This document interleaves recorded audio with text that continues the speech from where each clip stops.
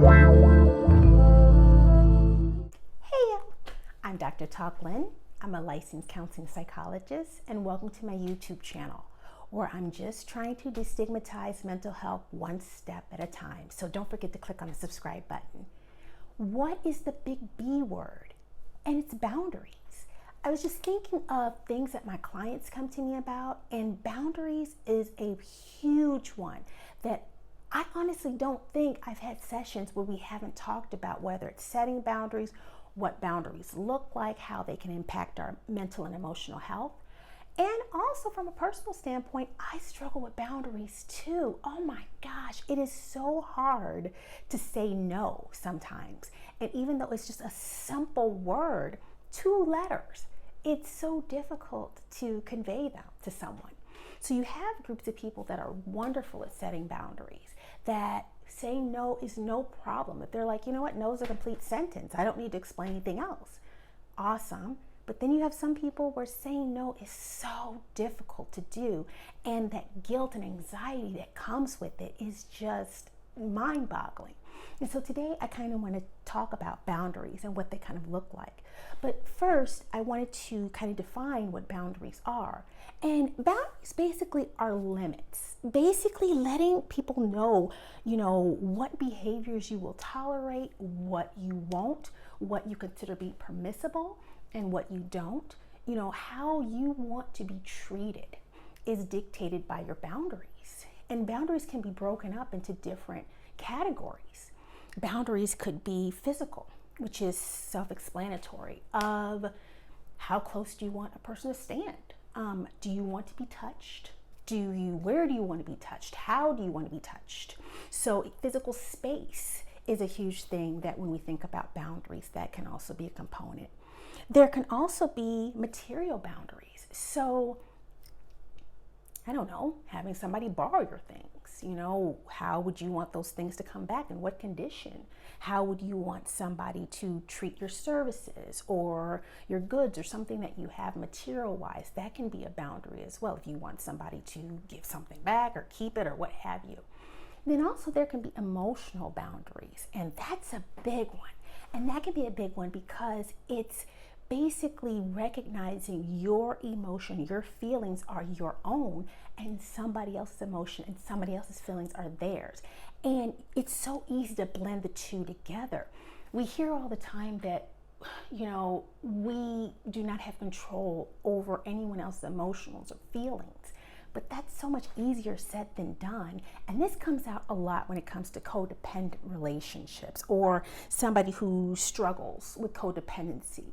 And basically, with codependency, they kind of sacrifice their own feelings, or it's hard to separate, their feelings from someone else's, or they're constantly, seeking approval or validation from someone else, or they're dependent on that person's validation. And so that can really form a difficult an unhealthy dynamic within relationships, because there are no boundaries when somebody's codependent. And not only are there no boundaries, a person doesn't even know how to establish those boundaries to begin with, or don't even feel like they're worthy to do that. And so that comes up a lot when it comes to some of my clients who may be in relationships that are unhealthy with other people, and not just romantic partnerships, but also work relationship, family, friends, all different types of dynamics and relationships. And something else that comes up is people pleasing. That can be one of the crux when it comes to difficulty establishing or setting boundaries, is really wanting to constantly please others, really want to constantly recognize or needing praise, or seeing that, being praised by somebody means that that's validating that you are approved, or seeing yourself as being useful, and that praise comes from being useful and there's nothing else. And so with people pleasing, we get that mixed up with being compassionate. We kind of blend the two together, but they're totally different things that we don't even think about. So people pleasing, thinking about that, just like we said, it's that seeking validation or approval or praise from someone else, and your self-worth being dependent on that. When a person is compassionate, it doesn't matter if a person likes them or not. They're just doing it out of the kindness of their heart, or they're just doing it because that's the person that they are. They're not needing or wanting anything back. They don't need approval. Their self-esteem and worth and value does not have anything to do with whether the person approves of them or not. It can be very dangerous because it can get so exhausting. If we're constantly wanting to have validation or constantly seeking validation from others, then we can be susceptible to a lot of burnout. And that's when a lot of the emotional health and mental health can be compromised. So feelings of burnout, such as depression or anxiety, if a person doesn't feel like their people pleasing is working, or they're not feeling like they're getting the validation that's needed, all of these things can be attributed to that and can really wreak havoc on one's personal and mental health with that. And so really thinking of overall, why is saying no so hard? I mean, this has been something, even though we see it in countless magazine articles and books, and our families say it's important to say no, and it's just a simple 2-letter word. How come it's so hard? And one thing that comes out a lot is we don't want to be selfish. We don't want people to look at us as not being good or being, compassionate or being accepting. We always want to make ourselves in a good light. But the thing that I talk to my clients about, and again, I deal with myself, is there's a difference between being selfish and self-love. And we really don't talk about those two terms and how they're different.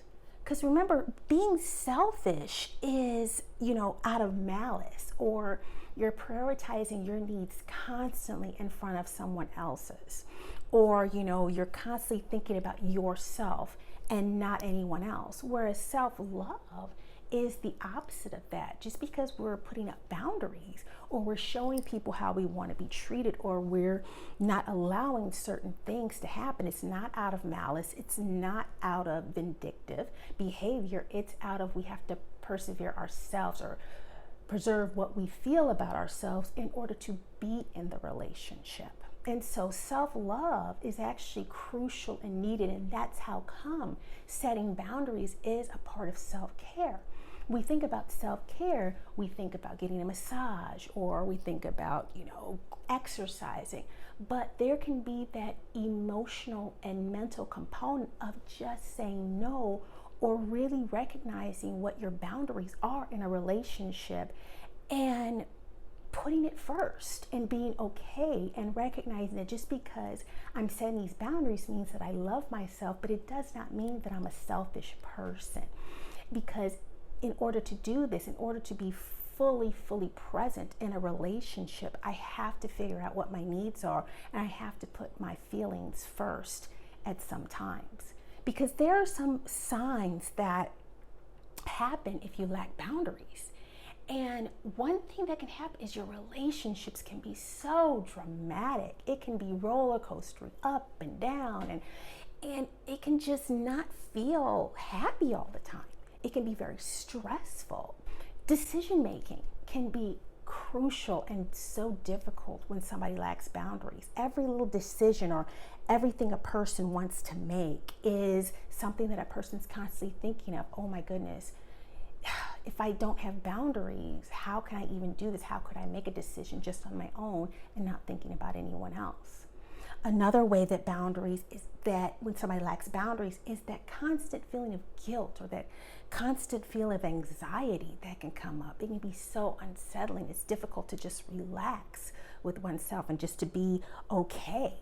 A person that also may lack boundaries can feel annoyed constantly. It can be something little as being with your children or being with your family, and it can just be very annoying, and also some passive aggressive behavior can come out. So we may do the thing that we really don't want to do, but we do it with an attitude, or we do it and we feel irritable, or we're frustrated, and it hinders the closeness with our relationships, right? How can you be vulnerable when the relationship has no boundaries? How can a person be fully present when in a relationship a person's boundaries are constantly being crossed? and there's no repercussion or consequence for that.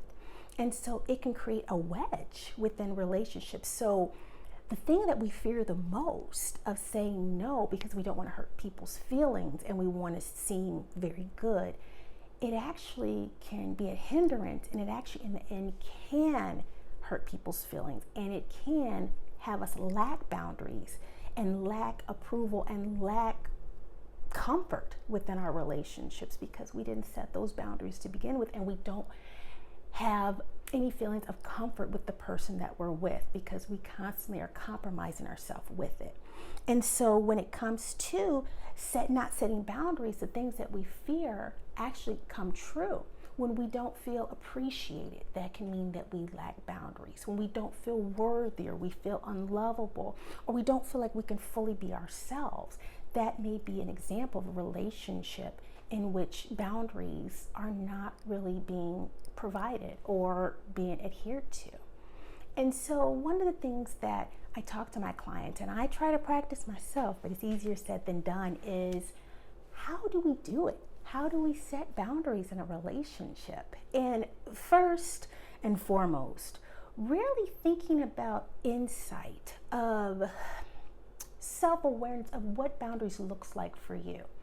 You know, everyone in each relationship is going to act different. So for example, a person may have difficulty setting boundaries in their personal relationships or in their family life, but they're wonderful when it comes to their job. You know, they know at 4 o'clock their chair is spinning. They are not going to work one more minute, one more hour, not take any more calls. I'm done. And then you can have the opposite. You can have somebody who within work life, they have no boundaries at all, but within family life, they're very boundaried when it comes to what I'm going to do, where I'm going to go, who I'm going to talk to, who I want in my personal space. And so thinking about those things and learning from that within itself can be one way to establish boundaries within yourself too. Another thing when it comes to boundaries is just thinking about, or even journaling of what they would look like. What are your expectations of boundaries? You know, what do you hope within the relationship that boundaries may help or hinder within the dynamic? And how would it look? How would it increase value within yourself? How would it increase your own feelings of self-worth? So really paying attention and thinking about what boundaries mean for you. Because what one person may look at as a boundary, another person may not. And so that's another way to have more awareness and insight of who we are as people and what we will allow and what we don't. Once you start setting boundaries, there's going to be consequences, especially if you've been a people pleaser, or especially if you've been in a codependent relationship. There's going to be some feelings of anger. Now, when I say that, if a person feels that they're physically abused, emotionally abused, if they feel like their life's in danger, then professional help definitely needs to be sought after, treatment or assistance in setting boundaries if one's personal life or physical health is in danger. But if not, if a person is just exuding or exhibiting angry or frustrated feelings, then guess what can be done if you set the boundary is nothing. Their feelings, that kind of goes back, we talked to emotional, their feelings are just that's their feelings. You have nothing to do with those things. And so doesn't it feel refreshing when you think about it, that in order to set a boundary, you allow a person to feel however they want to feel and give them that right.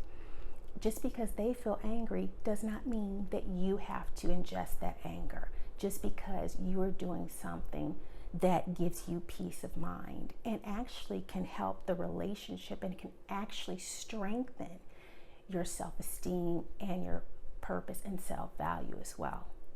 So I just wanted to leave you with a little bit of information, and I hope you stay safe and have a wonderful day. Take care. See you soon. Bye-bye.